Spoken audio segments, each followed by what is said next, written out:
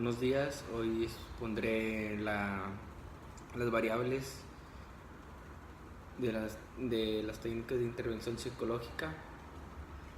El profesor Santiago Troncoso, su alumno Rodrigo Antonio Roncelaya. Primera, motivación. Introducción. La motivación se puede definir simplemente como la dirección e intensidad del propio esfuerzo.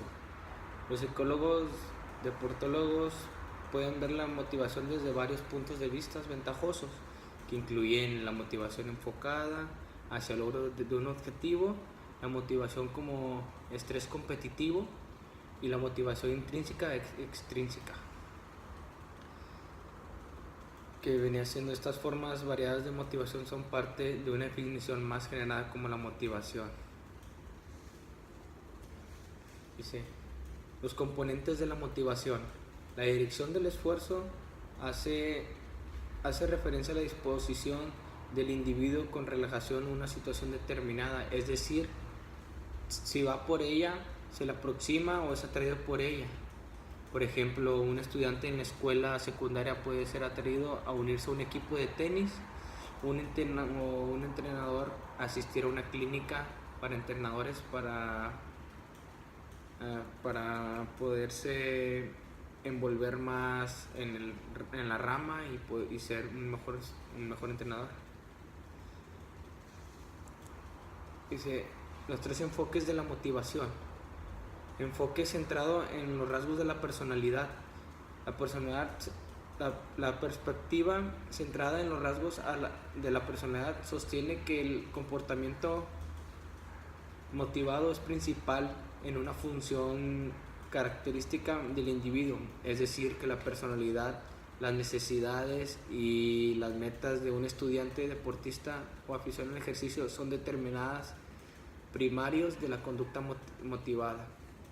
El enfoque centrado a la situación, en contraposición directa con el enfoque centrado en los rasgos de la personalidad, la orientación centrada hacia la situación sostiene que el nivel motivado es principalmente determinado por la situación. Por ejemplo, Brittany podría estar realmente en su clase de gimnasia aeróbica, pero poco motiva en su situación competitiva deportiva. Como puede decir, como cuando va a competir, de que no se concentra bien o no tiene esa motivación o esa chispa para poder participar en la competencia deportiva de gimnasia. El enfoque de interacción. El enfoque de interacción es para trabajar la motivación, más apoyo por los psicólogos deportólogos actuales. Es en el enfoque de la interacción del participante en la situación. Los teóricos de la interacción sostienen que la motivación no depende solo de las características del participante, como la personalidad, ni la necesidad, ni los intereses y los objetivos. Tampoco solo la situación como el estilo entrenador o profesor o la historia, victorias o derrotas de un equipo. Esto vendría siendo motivación. La conclusión que tengo es importante en la vida, ya que atiende a estar feliz o a ser hacer fuerte un deportista al momento de la competencia para lograr el objetivo después de ella, o si acaso que haya perdido el deportista, motivarlo, que no se eche abajo, que es una competencia, el siguiente le eche ganas. La investigación, en resumen, en este estudio se analizaron las propiedades psicométricas, estructura factorial, fiabilidad y validez de constructor. En una versión española de la escala de motivación deportiva, el paréntesis SMS de Pelletier, etcétera, al 1995, es una muestra de 301 deportistas españoles. De los tres modelos hipotetizados, el modelo de las satisfacciones fue el presto de un mejor ajuste de los datos, mostrando sus escalas una aceptable consistencia interna.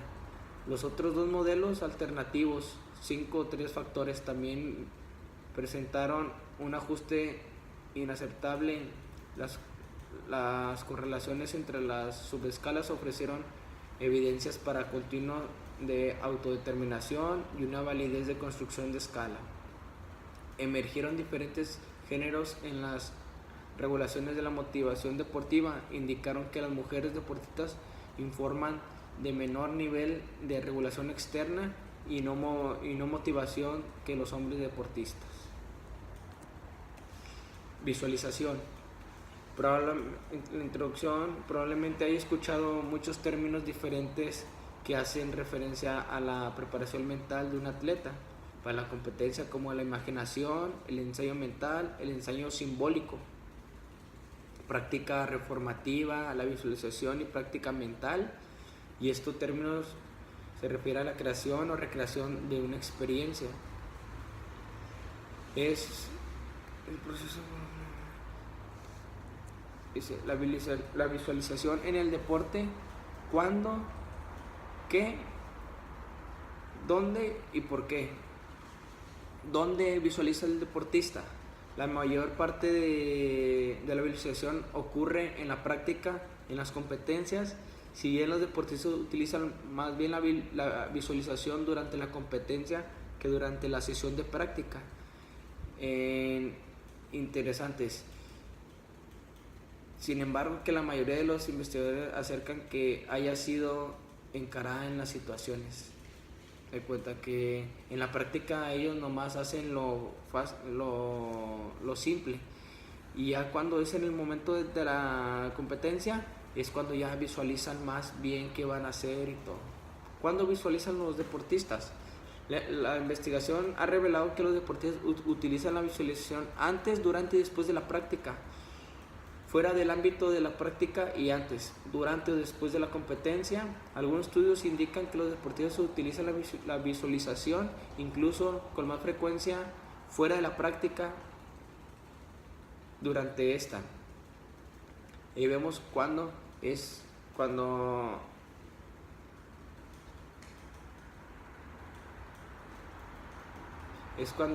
ya es después de la competencia, ya visualizan de que dice, no, al siguiente juego yo voy a poder pasar a ese. Visualiza cómo lo va a poder pasar a un atacante de fútbol a un defensor. Ya visualiza qué jugadas o qué va a hacer. ¿Por qué los deportistas visualizan? Cuando intentamos determinar por qué los deportistas y los aficionados a la actividad física utilizan la visualización, deberíamos diferenciar contenido de función. Los contenidos se relacionan con lo que las personas imaginan, mientras que las funciones se refieren a la persona que imagina. Por esta razón, para discutir por los individuos visualizan, nos concentramos en la función para aclarar este concepto. Pavio, 1985, distinguió dos funciones de la visualización: la motivacional, incógnita y cognitiva. Sugerido que la visualización juega un papel tanto como cognitivo como motivacional para medir la conducta, o como uno capaz de orientar hacia la meta conductuales generales o específicas. ¿Qué visualizan los deportistas? Exactamente que como visualizan los individuos, los encuentros se relacionan con cuatro aspectos de la visualización. La imagen alrededor en los cuales compiten los deportistas. Puede ser una cancha, la cancha de fútbol, el estadio, el campo, el terreno de juego, eso. El carácter positivo o negativo de las imágenes. Si el estadio está bien, está en mal estado o es un excelente estadio. Los sentimientos involucrados en la visualización, tipos de imagen y perspectivas internas contra externas que adoptan el deportista para crear la visualización. La conclusión: a través de la visualización se puede recrear experiencias positivas previas o proyectar de nuevos eventos para prepararse mentalmente en la actuación y lograr el objetivo o la acción. Lograr el objetivo o la acción que podrá hacer. Puede ser visualizar en la competencia que pueden ganar o visualizar qué movimientos hacer y todo eso. Ya. El burnout. El burnout en el deporte y la actividad fija es un síndrome psicológico de cansancio emocional y físico, disminución de logros y de evaluación deportiva. Puede ser una etapa que va, ¿cómo será? Como un bache. Puede ser mentalmente, físicamente, cansancio y todo eso. Que viene siendo el estancamiento. El estancamiento es el modelo del estrés, se considera como es modelo como estrés, y es sobre y el sobreentrenamiento funcional conjunto provoca el estado de burnout. Cuenta el estancamiento y el sobreentrenamiento, de cuenta es cuando da el bajón físico y emocional. Es cuando un deportista realiza, o también es emocional, es como cuando un deportista realiza muchos logros a corto tiempo, y con frecuencia ahí va, ahí cuenta, muchos logros, y aquí se queda, y de repente en poco tiempo está aquí y en poco tiempo está abajo. Ese es el estancamiento. Los modelos de burnout es un modelo, viene el modelo estrés. El estrés como causa de burnout es un punto central. El modelo que presentamos en esta sesión es el modelo de estrés en entrenamiento según Silva. El modelo de estrés en entrenamiento según Silva, este modelo se basa en el concepto de estrés en el entrenamiento. Es necesario para obtener las mejoras de rendimiento. Se puede producir una adaptación positiva en el estrés del entrenamiento. El deportista responderá con una ganancia si ocurre la adaptación negativa o al estrés así del entrenamiento. De cuenta, entrena mucho y como que se estresa de tanto entrenar lo mismo, y ahí es cuando viene el burnout de estrés. El modelo inversión el modelo de inversión de burnout es la forma más simple que se puede verse en el desequilibrio entre el costo y el beneficio asociado a la participación deportiva. En su forma más compleja se comprende como una función de 5 determinantes de compromiso para la participación en un deporte. El modo en el que el deportista evalúa estos 5 determinantes establece las bases del compromiso. La diversidad o la obligación, si el compromiso deportivo se basa en obligaciones o en una cuestión de tiempo antes de burnout se establezca, en el deportista se retire del deporte. Viene siendo como si hay una obligación de ir como si estás en un equipo representativo como Tigres, que tienes que ir a fuerzas a las competencias o a los entrenamientos, o si no, no te dan un vale o cierta continuidad de ser titular en el equipo. La conclusión: al entender yo el burnout tiene complementado el estrés o una baja de rendimiento en el deportista cuando ha dado el máximo esfuerzo en entrenamiento o en una competencia, de que viene siendo el bache que tiene el deportista en entrenamiento. La autoconfianza. La introducción: con las siguientes variables pienso que podemos mejorar mis ciertas expectativas de ella mejor, y como tomarlo de un punto de vista más viable hacia el deporte y lograr un desempeño a la personalidad de las personas. La autoconfianza como una predisposición y un estado. Su pensamiento posterior es en el deporte de autoconfianza, es una construcción social, cognitivo, que puede ser más rasgo característico o más de un estado, un marco de referencia. Por ejemplo, la confianza se puede diferir si observamos la confianza para competencias de hoy en contraposición a la confianza. La confianza activa menos emociones positivas. Cuando uno tiene confianza, tiende a permanecer más calmado, más relajado, sin presión y lograr hacer un movimiento. La conclusión: es importante para el deportista tener una autoconfianza por el momento de la competencia, y ya teniendo teniendo autoconfianza, tiene su motivación o el estar relajado para poder lograr el campeonato, el objetivo, o simplemente en un penalti de soccer, tenerse autoconfianza para poder tirar el penal y lograr concretarlo. La cohesión. El término cohesión, como en el campo total de fuerza que actúa en los miembros de un grupo para permanecer en él, interviene dos fuerzas distintas: la atracción hacia el grupo y el control de recursos. La primera de ellas hace referencia al deseo del individuo de interactuar con otros miembros del grupo y de participar en las actividades colectivas. La segunda, a las ventanas de cada miembro, obtiene un permanece de individuo. La cohesión tarea también es importante: el grado de trabajo en que el conjunto alcanza objetivos comunes en el ámbito deportivo. Un objetivo común sería ganar un campeonato, que en parte depende del esfuerzo coordinativo del equipo. De cuenta que todos sea un trabajo en equipo, un trabajo unidos todos, que todos ponemos un granito de arena.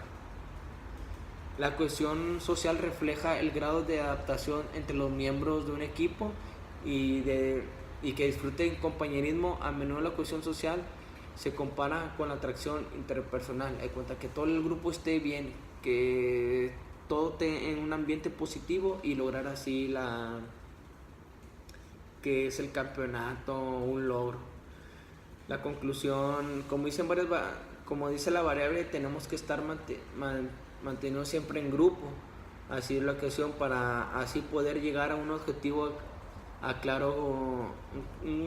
claro en la competencia cuando es en grupo, y entre todos aportar un granito de arena y lograr ese campeonato que puede más bien ser.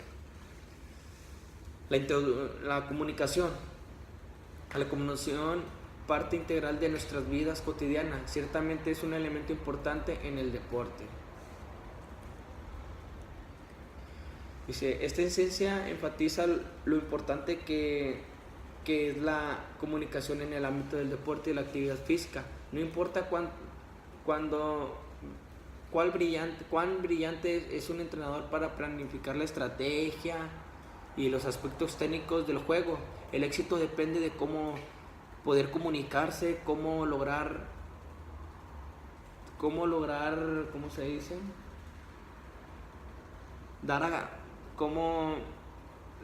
Cómo lograr comunicarse, y que todo lo que está planeado poderlo hacer con los niños, y que pueda hacer los niños su plan estratégico.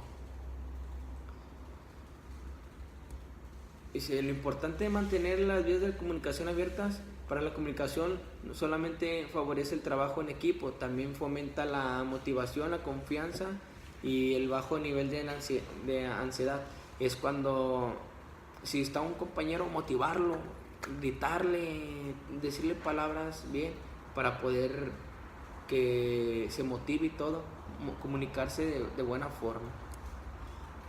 En conclusión: es importante la comunicación en el deporte, ya que en la competencia en equipo es muy esencial como trabajo en equipo en todos los jugadores, sino es de aportar todos, lograr comunicarse, como en fútbol, lograr comunicarse, de que mandar un pase filtrado, o en ataque, vamos todos al ataque, pedir pase, dirigir una jugada y todo.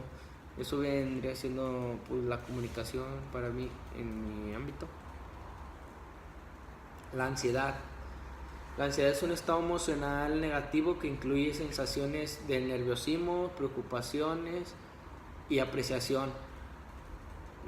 relacionadas con la activación del organismo. Así pues, la ansiedad tiene muchos componentes de pensamientos, por ejemplo, la preocupación y la aprensión, llamado la ansiedad cognitiva, y un componente de ansiedad somática. La ansiedad es considerada como un factor o rasgo permanente de la personalidad. Es el grado de ansiedad que presenta generalmente un individuo a la mejor de la situación. Es la disposición latente a comportarse de manera o menor ansiedad a bajos de situaciones de estrés. Dice, por lo tanto, dice, la ansiedad también se considera como un estado temporal, aquí ya evocada por circunstancias específicas, y se refiere a los sentimientos subjetivos de la atención de un individuo experimenta en determinadas circunstancias, como puede ser al momento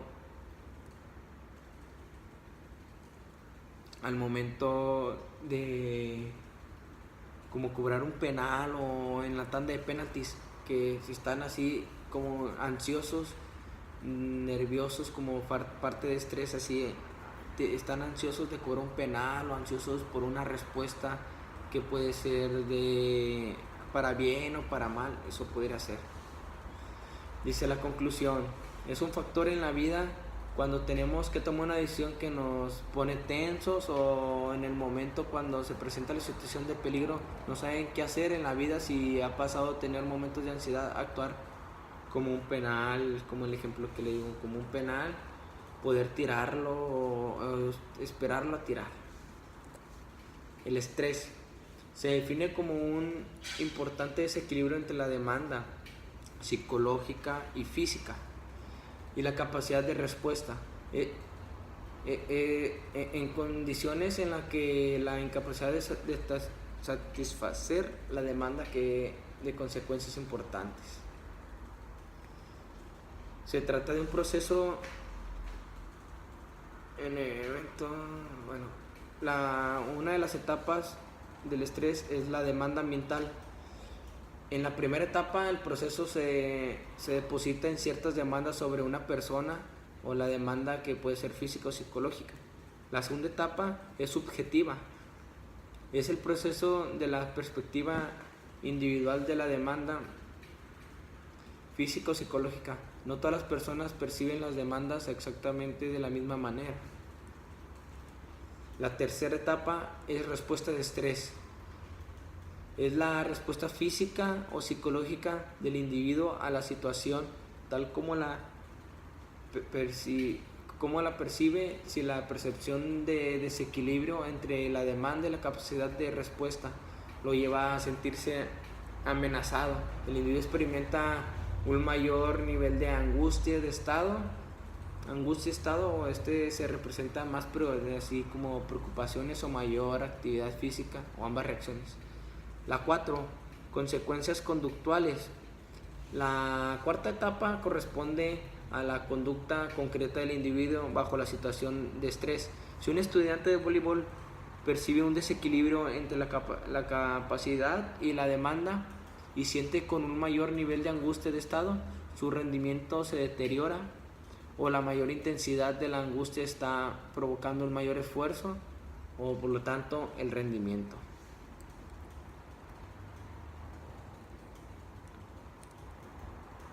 Dice, fuentes situacionales de estrés. Hay dos fuentes comunes de estrés situacional. Esta área en general es la importancia adjudicada a un evento, una competencia, o la incertidumbre que rodea el resultado del evento.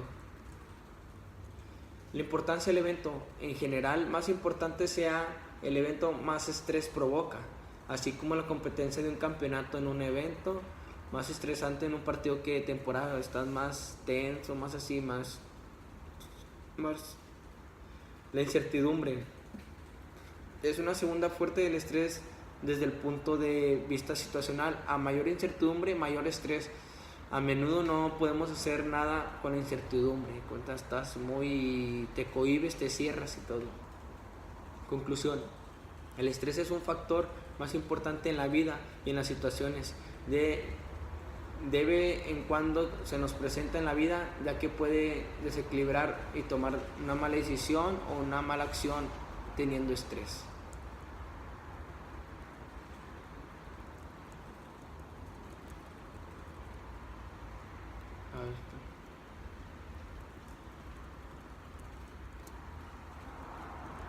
Permíteme.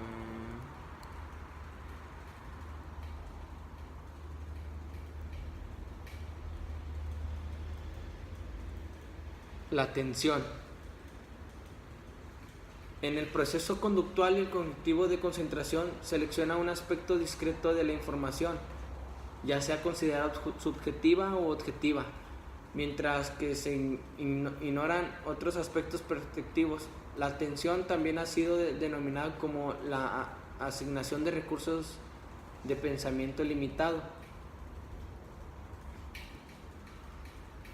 Dice la amplitud hace referencia a la cantidad de información a la que podemos atender al mismo tiempo y el número de tareas que podemos realizar situacionalmente. La intensidad. Es inegible que todos los sentidos alguna vez la sensación de estar más o menos atentos. A esto se le denomina intensidad de atención o tono de atención, como estar siempre atento o no, de que se relaja, no pone atención, no pone atención, que se distrae. Determinantes externas. La determinación externa son el proceso, son los que proceden del tiempo y posibilidad del individuo mantenga la atención hacia los estímulos que se le proponen, es decir, el medio ambiente, que puede distraerlo, no sé, un perro, una paloma, alguien que le esté hablando. La potencia de situación. Es evidente que es un sonido de gran intensidad de la capacidad de atender nuestra atención. Lo mismo suelen los colores intensos con respecto a los tonos más suaves, como puede ser un color como estos colores que son llamativos, como el naranja y el amarillo, de que si ves, no ves la marca Nike, sino ves esto bien grande, o un color fosforescente.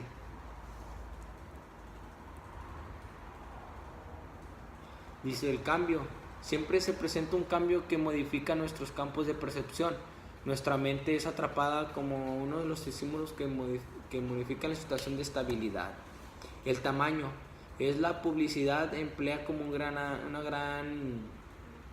El tamaño también, como un cartelón tanto grande, vas a poner más atención al tamaño más grande que al letrero más pequeño, si no, viene siendo eso.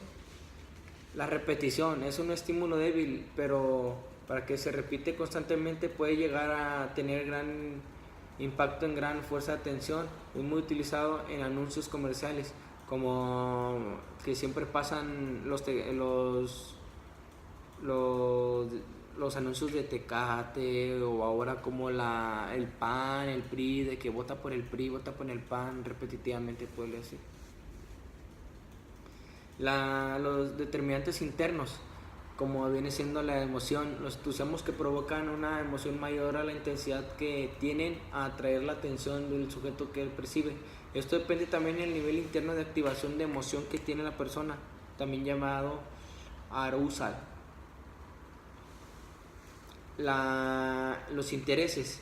Esto se refiere a aquellos que traen la atención en función de los intereses que tenga. Por ejemplo, un aficionado es alpinísimo que se sentirá fuertemente atraído a una vista montaña, así como una montaña así nevada. Eso como que te presta atención, de que mira qué bonito está y todo eso. La conclusión: es parte importante del deportista cuando está en competición, ya que si se distrae el momento si cuando está compitiendo se distrae, puede cometer un error que le cueste mucho al equipo o a él personalmente y pueda perder la competencia.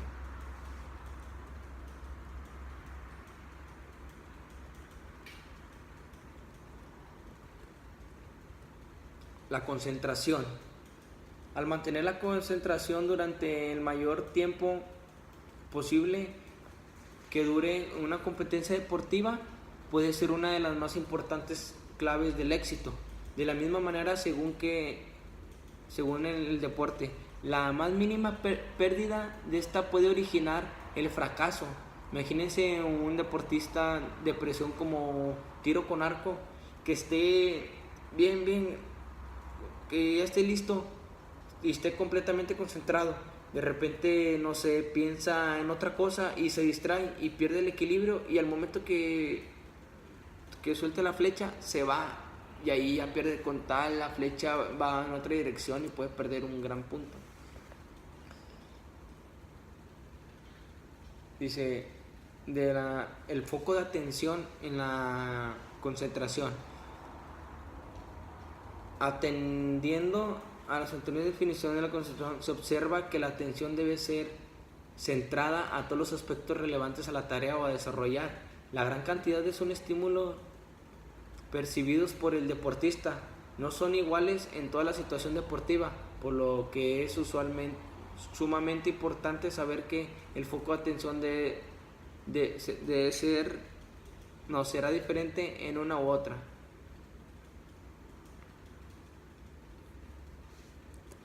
Dice, las distracciones.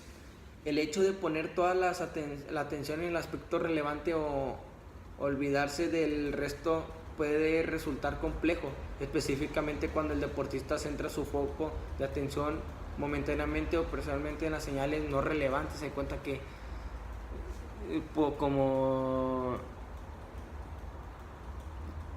puede ser unas distracciones internas, puede ser aquellas así como pensamientos así de que un penal, de que se acuerde cuando lo falló, cuando lo cobró hacia un lado. Eso puede involucrar una distracción interna y no tener el temor al hacerlo mal. De cuenta, si dice, no, si lo cobro para allá o lo cobro de esta forma, lo voy a mandar mal.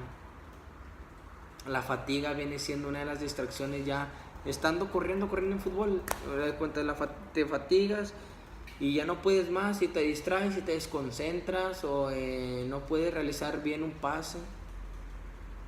O también la falta de motivación, que los compañeros no se hablen, que el entrenador no hable y que esté así. Las distracciones externas viene siendo acción del público, como gritarte, haciendo mucho ruido. Los factores meteorológicos también puede ser una distracción, como si estar en una competencia de fútbol o de fútbol americano, tener que esté nevando y no puedes hacer, distraído por la nieve, o que no me voy a poner a hacer, no voy a poder correr bien con la lluvia, con la nieve. O simplemente las provocaciones del rival, que te esté golpeando, te esté jalando la camisa o así escupiendo, todo eso puede ser una distracción. La conclusión es: la concentración es importante para un deportista, ya que requiere tener bien en claro y tener el mente en blanco cuando esté en competencia, para mantener el mejor logro hacia lo que haga. El autodiálogo, El autodiálogo o simplemente hablarse a sí mismo es clave para el control del pensamiento, donde enfatizan las funciones automáticas inconscientes de la ejecución. Sin embargo, los deportistas siempre piensan algo, tanto en las ejecuciones como entrenamiento, será el contenido. Dice, el autodiálogo para la adquisición de destreza. A medida el deportista va adquiriendo destreza, su autodiálogo va cambiando.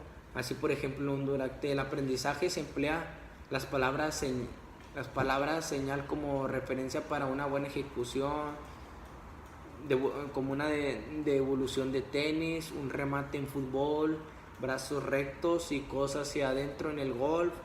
Son señales que ayudan a tener en buenos aspectos técnica que pueden ser ejecutadas así que en tu mente, como le vas a pegar así, no, pégale con parte interna para que sea más directo hacia el amigo o contrincante o etcétera.